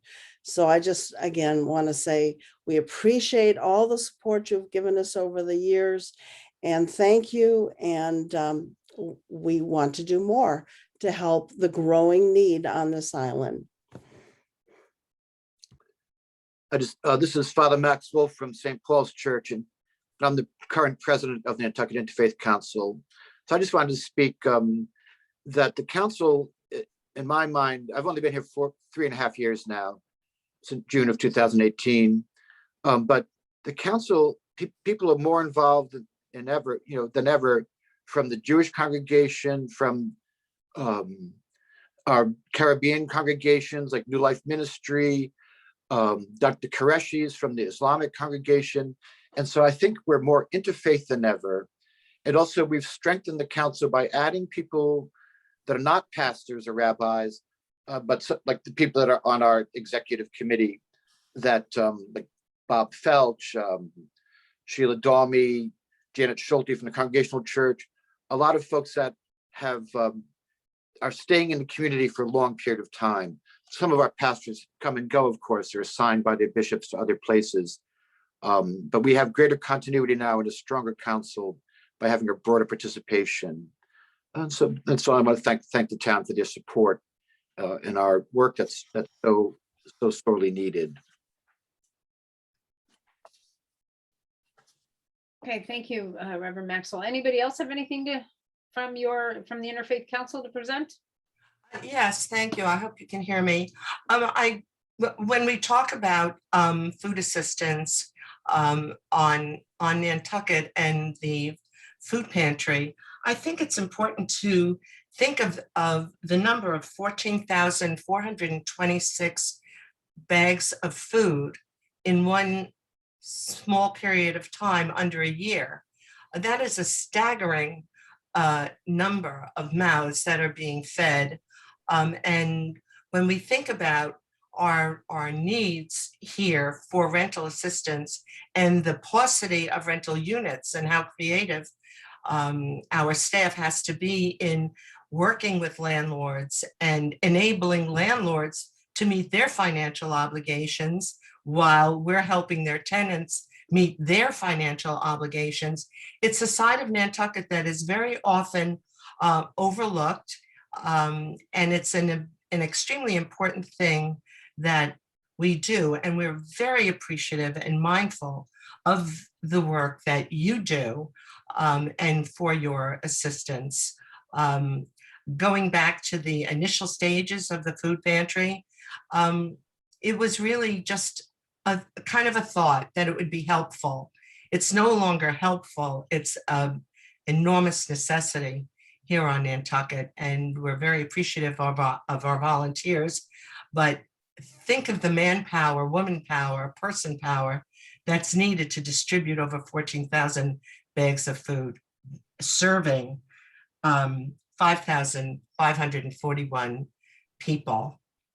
It's really something to think about, and it's a little mind-boggling, and we appreciate what you do. Thank you.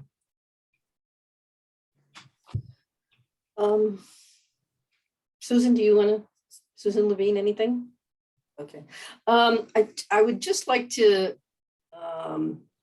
make a mention of what I think maybe come up in the questions. I think everybody is aware that there is a rather significant food security grant that is going to be available to various nonprofits on the island. And we certainly hope that we will be part of that. We just completed that application along with, I guess, many other nonprofits on the island. But I want to make a very clear distinction here. That grant is specifically for new and expanded services that are related to the effects of COVID. When I wrote this grant, I think I made a mention of it, and at that point, we thought we would see that grant for 2 years. That grant is, in my conversations with the Community Foundation, that grant will end on March 23rd of 2023. Part of that grant, we are making a request to move the pantry. I think you all know what we've gone through with COVID. We had to move the pantry twice. For a period of time, we couldn't let anyone into the pantry. They had to stand outside. We had to make more home deliveries.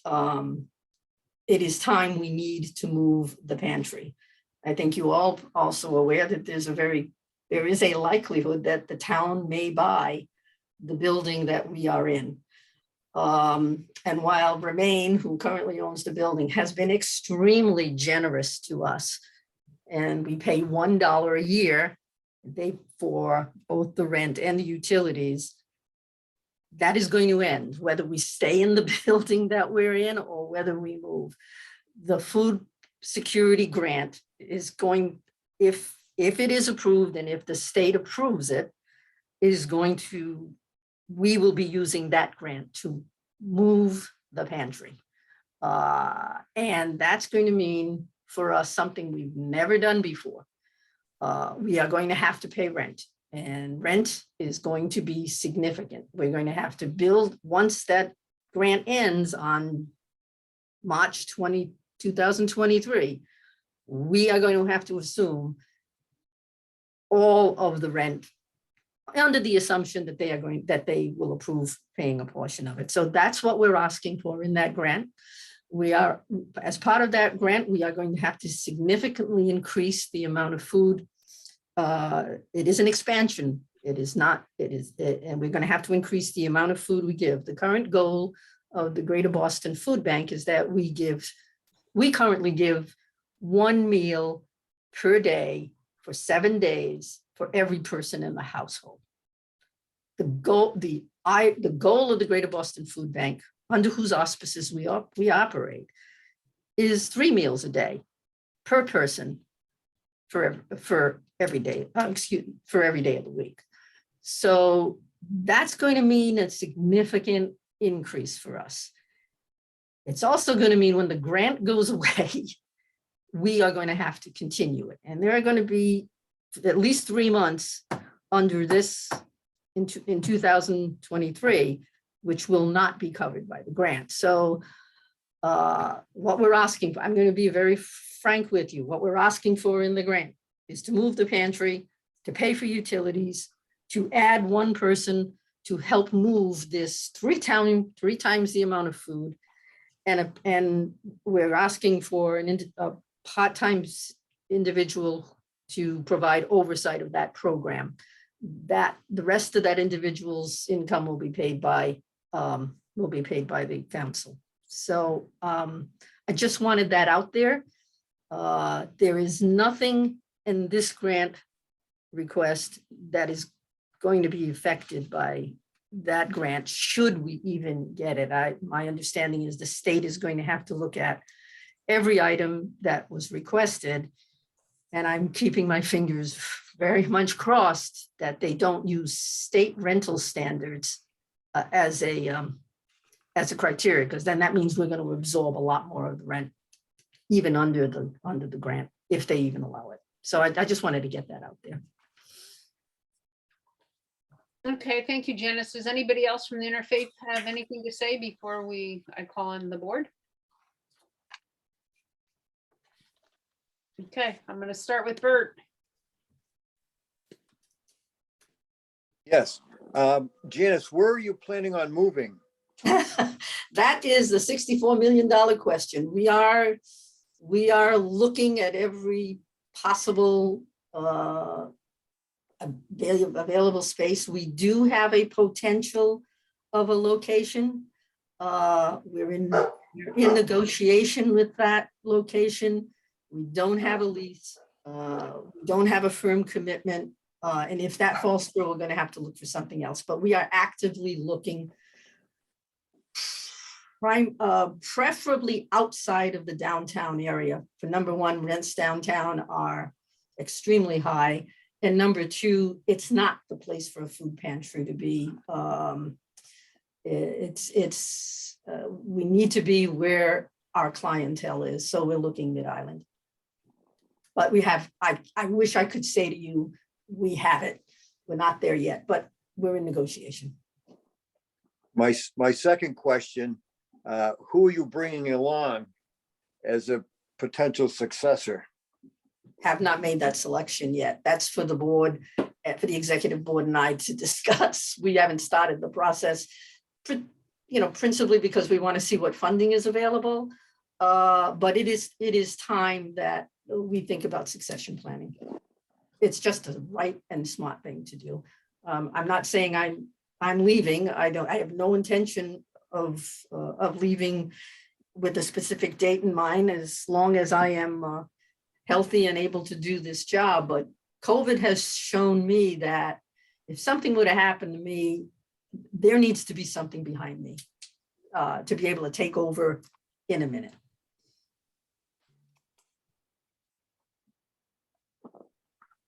Thank you. John?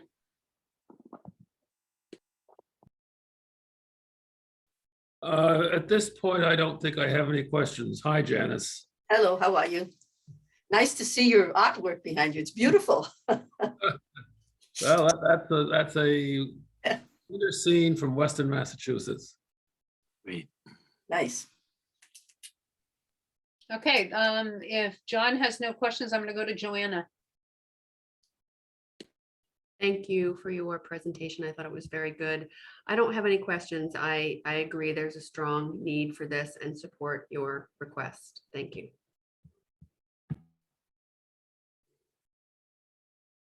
Okay, Linda. Well, Janice is never leaving, so there you go. Please take the shackle off. No, I'm familiar with it. There's nothing more essential than food and shelter. And the need has been more critical for some time, particularly in the shelter issue. So I always have supported you, and I will continue to support you. Thank you. Thank you.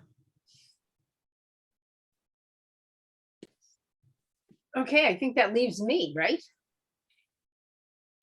Okay, I do have questions.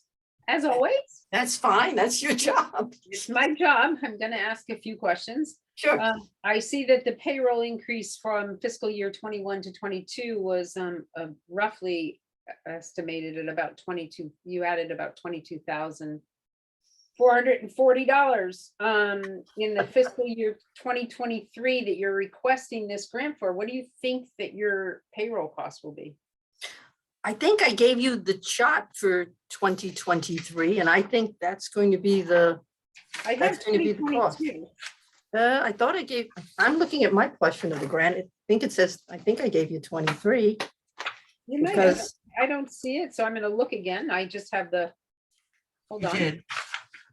I mean, I have the 2020. Treasurer, I confirm it was for 2023, so you It was got for it. 2023, and it's for the end of 2023.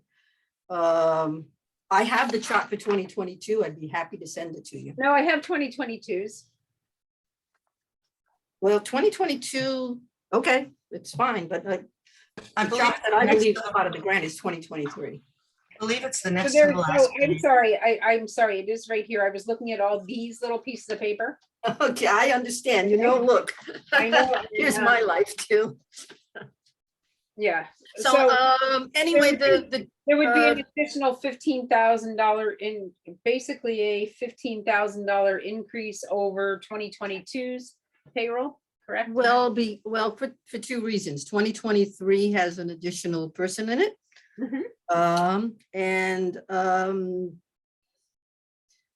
When I did the 2022 a year ago, I based it on cost of living.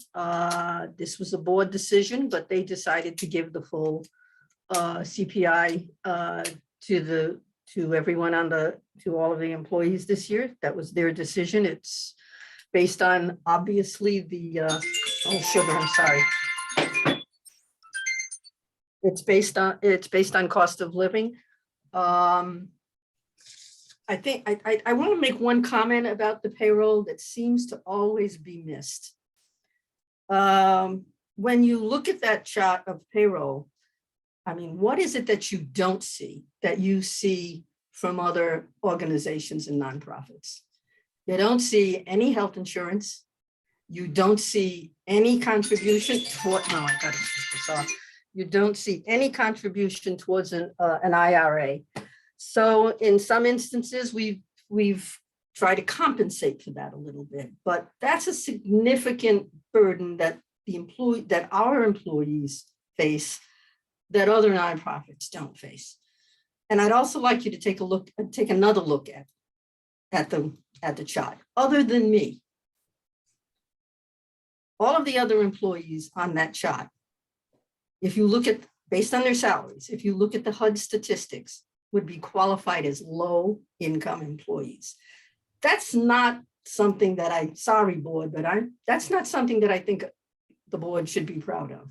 That other than myself, everyone else meets the standard for low income employees. And other than the food pantry, which uses a different standard, they would qualify for the benefits we're giving to other members of our community. And that's, I think you need to recognize that. Janice, I got to make this very clear. Nobody here, and especially me, did not at any point in time not recognize what you are making. I'm asking because there's an increase. The food pantry is one of the only programs that we actually pay for the salary of a service. So let me finish, please. So please let me finish. So in asking about the increases, I'm putting it out there for people maybe like Joanna that is new to this board and doesn't understand some of the increases that have occurred and maybe what is out there. I think it's important that it's always that, we help support programs. We help support some of the salaries. We don't do most of the money, your money, most of it goes directly to the services of the person, of people providing services. So I'm asking a question. We understand, and I understand where payroll goes. There are a lot of us that work many jobs to try to be, to have a salary that's there. So let me finish because I get it. And I do want to say on behalf of some of the other nonprofits, their staffs do not necessarily have IRAs. So I don't want to assume that and put that out there that they're all getting IRAs in their payrolls. It's fair. One of the other questions there would be, where do we stand as far as the integration? Some concerns have come up over the last few years over our immigrant population and how services are rendered for them. Can you tell me how or what you've done to improve those kind of services within the food pantry? And I see that Joanna has to go. I acknowledge it. Thank you, Joanna. Bye-bye. It was nice meeting you. Just let me go back on the salaries for a bit. Can I put a pause on this to everybody? And I don't mean to be rude. My power on this computer is down to 2%. I need to go get the charger because I had to run this computer in. Hold on. I'm experiencing some sporadic in and out as well. Am I the only one, or is it something going on island-wide? No, okay. I'm getting a little bit of that. I think there's just some general network congestion. Yeah, I keep getting particularly on the Zoom calls. This is my second one today, but I keep getting you may not have sufficient power, you're going in and out, but so far so good. Hey, nice to see you, Jericho. Oh, I'm keeping my video off because my hair is terrible today. So I'm sure you're going crazy too.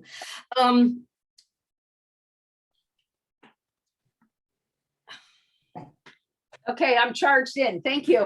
Okay. No, I just wanted to make one comment.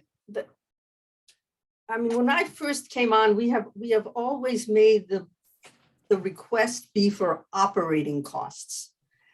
And at some point, there was a recognition that since payroll is for us at least, is not a major, but it's a significant part of operating costs. There has been an understanding that we would use the grant from the town and to help pay for payroll, but the request has always been for operating costs. So we could as easily switch it to something else. And then the only other thing I would say about payroll is, unless my calculation is wrong, it's really, the town grant is paying about 20 to 21% of the total payroll costs. It is not that you're paying it all. So I just wanted to get that on the record. Your question about the immigrant community.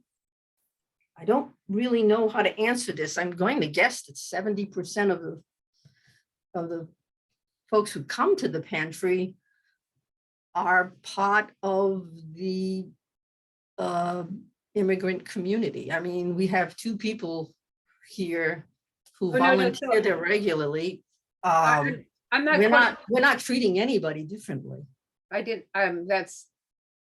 I didn't understand the question. I think that you took that in the wrong context. Yeah, I didn't understand the question. You I said was what- asking how are you finding your ability to integrate the immigrant population as far as getting them services, as far as your language barriers, your other barriers that might be out there? Yeah, I think the significant issue is language. We have translators available, both at volunteer translators, and if need be, we can, if something gets a little more complicated, the food pantry manager has a telephone number of a translation service that she can call immediately. I use that translation service 4 or 5 times a week for the rental assistance program. If she needs translation and she doesn't have a local volunteer able to do that, we're able to use this service to get them to make those translations. I am extremely impressed with both the staff and the volunteers. They are learning Spanish hand over fist. All of our documents are in both English and Spanish, recognizing that we have a large Brazilian population as well. Some of the words for the food also in Portuguese, but if you look at what is handed to the individual when they pick out their food, it is in English and Spanish. We have some individuals who are not able to read and write their own language, whether that be English or Spanish or Portuguese or Thai or whatever. So when that occurs, we would generally walk someone through and say, do you want this? Do you want that? I mean, I have a list in front of me of volunteer translators who are volunteers at the pantry, and they help. Thank God they're there. Could I say too? Oh, sorry. Reverend Mack. Yes, could I say too that our goal in our succession plan is that we'd find a bilingual person when possible. Janice speaks Spanish in the present tense only, she said. Yes, I can. I was a Spanish minor in college, but it was a long time ago. Yeah, I wish I could. I'm from Rhode Island. We don't even speak English in Rhode Island.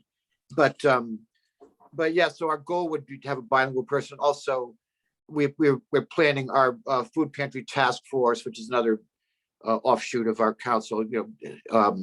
We plan a multicultural training too that we're going to offer volunteers and staff. So yeah. So the question is, how about when somebody comes in and needs services? How do you handle that when they first come in if they're new to the program? Do you have somebody there that's able to process that if they're speaking Spanish? Yeah, there's generally Portuguese. Sorry. There is generally a person there or a phone call away to be able to provide translation services, whether that be a local person or whether, again, as I indicated, we use the name of the company. They are called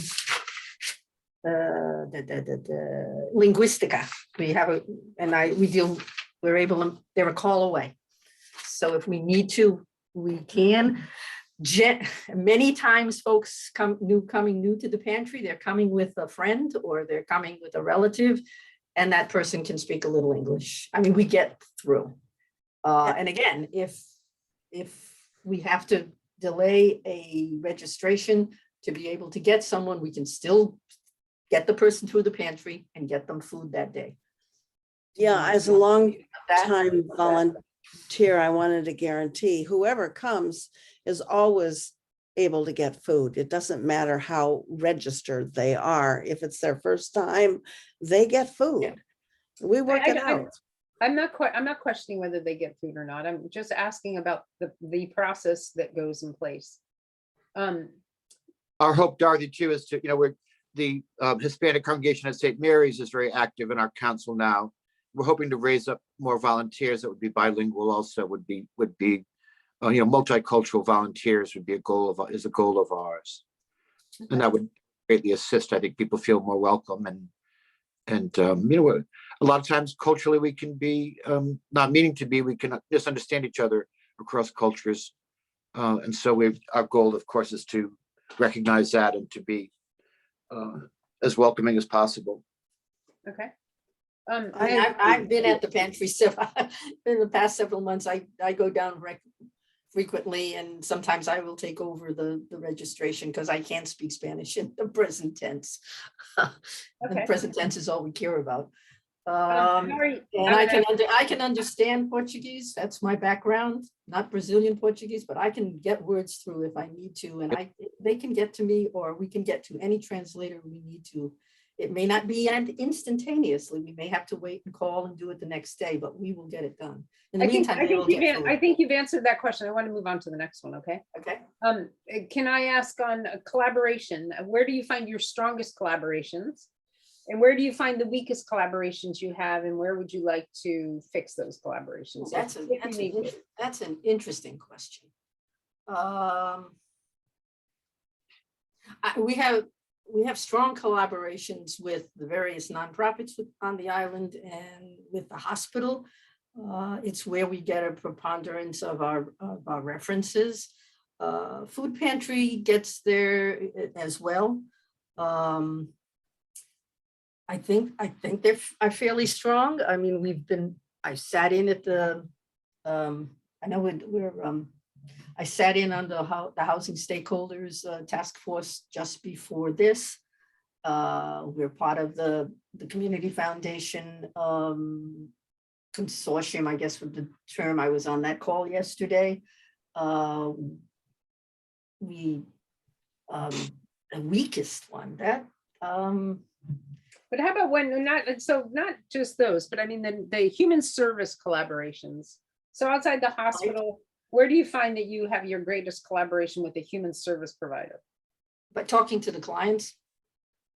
Oh, so none of the other entities out there. I'm not sure what entities you're referring to. I mean, we have the nonprofits, we have the hospital, we have the town. The human service provider, the nonprofit human service providers. Oh, that's what I'm talking about. I mean, many of our referrals come from A Safe Place, from Fairwinds. I talk to them regularly.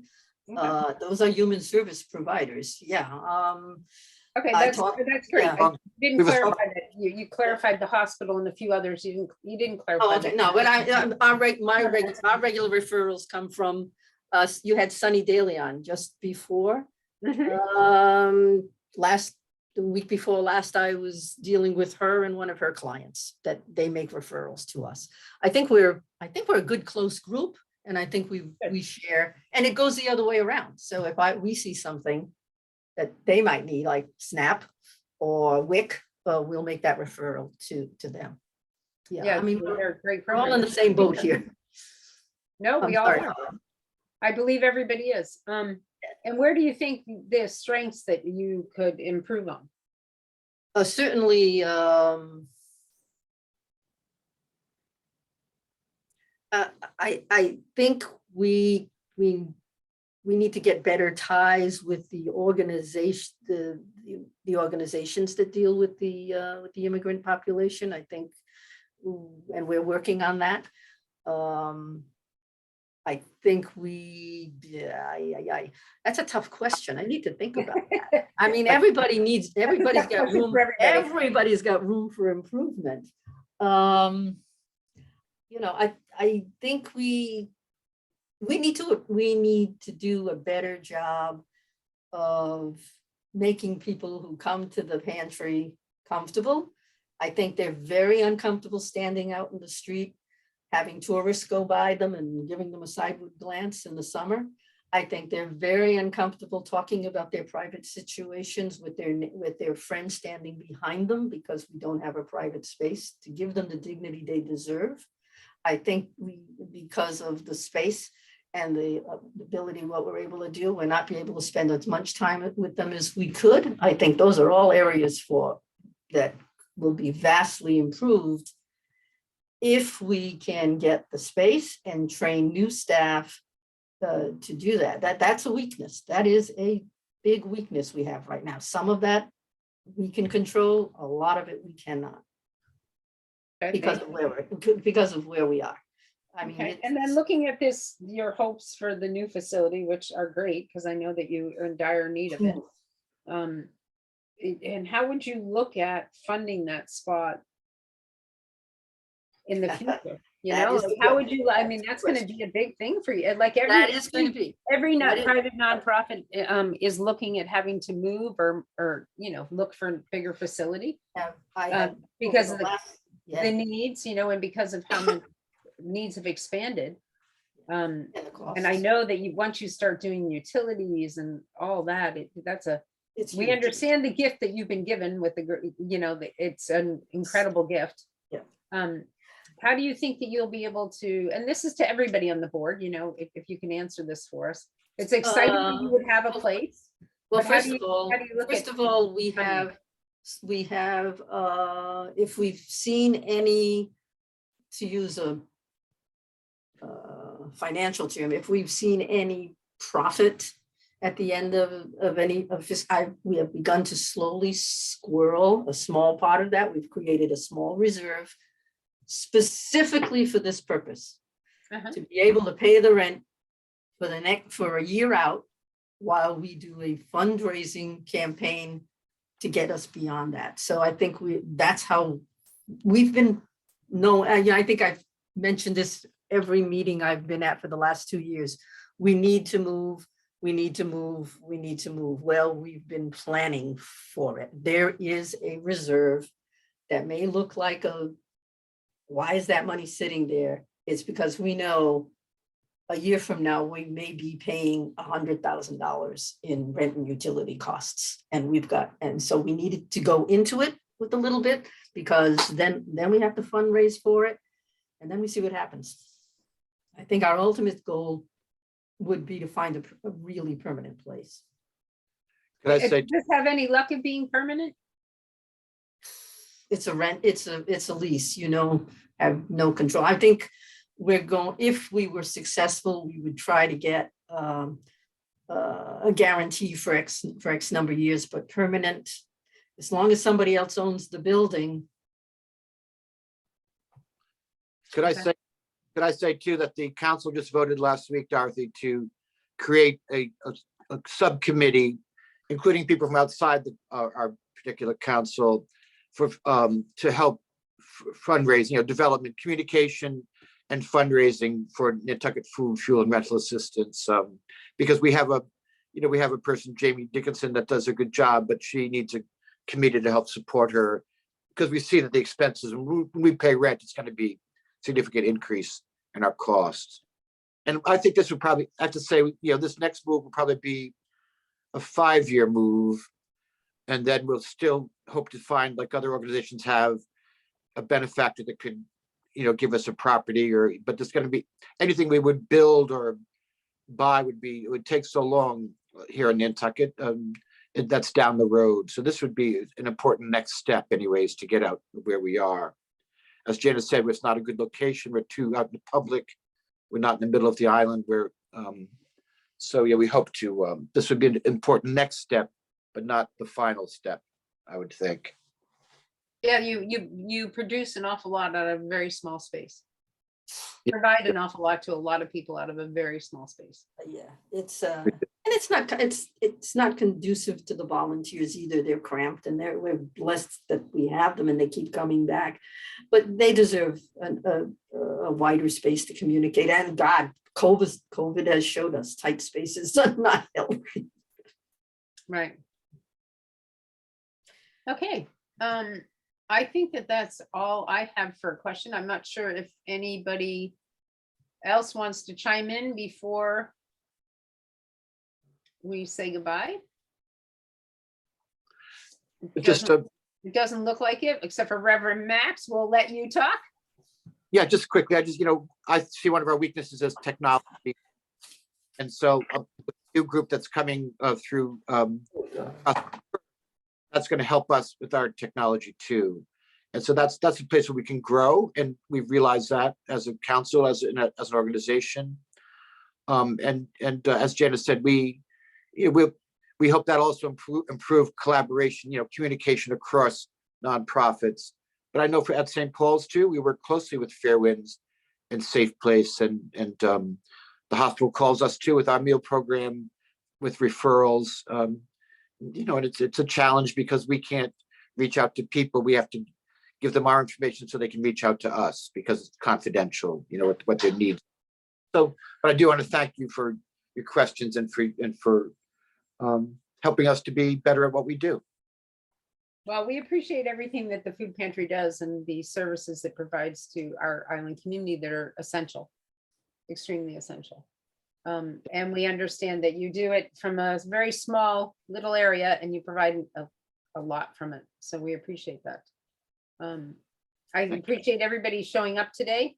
And we probably will have some questions and meet at some other time with you. Very good. Coming for another visit? Yeah, we'll probably do a visit. Yep. Okay. Okay. Yeah. Thank you. And we'll let you know when we're doing that visit. I'll reach out to Janice to set that up. Okay. Does any of my committee have any other comments before I say goodbye to the Interfaith Council?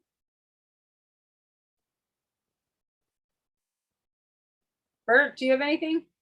No, I was just unmuting in case you called on me. I noticed that. John, any comments? I have no comments. Okay, Linda? I think she left. No, I'm still here. No comments. Okay, thanks. Oh, Steve. Dorothy? Yes, sir. Yeah, one thing I would just suggest the board really start working on training the vice executive director or whatever, who's ever going to take over down the road, because it's never too soon. No, I hear you. That's our goal to do very quickly. Thank you. If you know anyone good, send them our way for an interview if you know people too. But we're casting the net widely and we're going to come up with something soon. Thank you for that reminder. Great. Okay, so we're going to say goodbye to the Interfaith Council. Thank you, guys. Thank you. You're welcome. Thank you, guys. Thank you very much. Thank you for coming. And so, okay, everybody, thank you very much. Jericho, thanks. Any comments, Jericho? I would like to discuss with you a little bit more, and so we can put on the agenda Joanna's questions. Yeah, I do think there's probably a couple more questions to be asked. I think the hospital, I don't think we have any more pressing questions, I don't think, but I think IFC, we probably should talk about. But other than that, it went relatively well, I think. Yes, we do have, I cannot do it today, but I will, because it's not on the agenda, I will discuss my conversation with the Interfaith Council. Okay. But we'll put that on the agenda. Yeah, I'll have Ann add it to the agenda. The next scheduled meeting is going to be Monday, right? I believe so. Yeah, I am going to be underwater for the next 2 days till probably this weekend, so I probably will not have too much time to talk about it during regular business hours. But if you want to send me a text or something, we can discuss it, what we need to discuss outside of meeting then, and then I would be happy. I think we probably should add it to a brief bit of discussion on the next meeting, maybe the first 5-6 minutes. Yeah, and I think in the discussion on the ambulance, it would be also good to get, last time we brought in like the hospital to actually come talk to us about it, and we invited the fire department. We didn't really get them, but we did get the hospital to come in. So I think if we could have a discussion that, so Joanna sees the picture as we all understood it, and maybe things have changed, but I'm not quite sure of that. So I think it should be looked at a little bit more. I do think we can take a look at that, because she did make a pretty solid point that what we're spending on yearly is getting into the range of setting up an ambulance service for ourselves. But I really, really think the final analysis on that is going to be that the NFD is not going to be capable of staffing that. Right, and one of the things that, I don't know if Joanna knows this, but by law, an ambulance has to be covered at all times. So it would have to have a garage and a facility. There are a lot of little variables that went with it. And it wasn't the cost of the ambulance itself, it was all the other costs that came in that we actually talked with, town management about this too, to try to see where they were coming from on it. But I'd like Joanna to hear a little bit more about what was said on that, okay? Okay, I think that was it. I am gonna go out at the hospital over I have some financial questions for everybody that I need to get answered, so I'll probably send them out through Ann to get them answered. We still have not got back that last request from Fair Winds.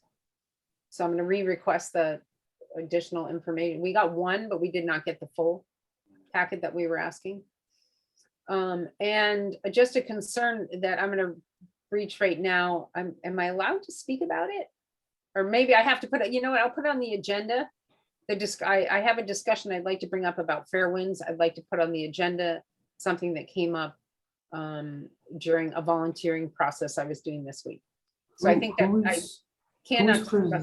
Not now. I do not believe. I think you're. We have to put it on the agenda. So I'm going to put that back on the agenda too. Who's presenting on Monday? Do we have 3? I don't have it. I don't have it to hand, but I think all of the lots of questions people, we've done most of them. So we should have time for discussion before. I know that we've revised our presenter schedule once or twice. So I want to make sure we're not Monday is Gosnell, Fair Winds, and Addiction Solutions. Yeah, so Monday is our cannabis grant. Yeah. So you know what, we can